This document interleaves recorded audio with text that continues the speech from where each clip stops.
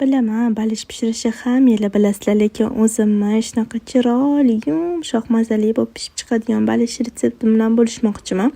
Uning uchun 250 gramm margarinni qirg'ichdan chiqarib, 400 gramm un bilan krojka holatiga keltirib olib, alohida idishda mayonez, kefir aralashtirib, 1 choy qoshiq soda solib, keyin unli massamizni solib, 2 ta tuxumni chaqib, yumshoqqina xamir qorib olamiz. Xamirimiz shunaqa yumshoq bo'ladi qizlar. Keyin bo'lsa muzlatgichga olib qo'yamiz. Bu yerda nachinkamizni tayyorlab olamiz. Piyoz, kartoshka, go'sht. Imam pomidoram sovuraman. Shunaqa sochniy bo'lib chiqadi nachinka ham.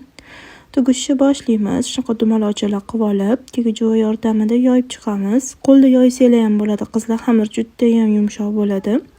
Keyin bo'lsa shunaqa chiroyli qilib tugib olamiz. Listga terib 40 minutcha 180 gradusda pishirib olamiz. Ustiga tuxumni sarig'ini surib, kunsht sepamiz. Yoqimli ishtaha, qaranglar qanaqa chiroyli zo'r bo'lib pishib chiqadi.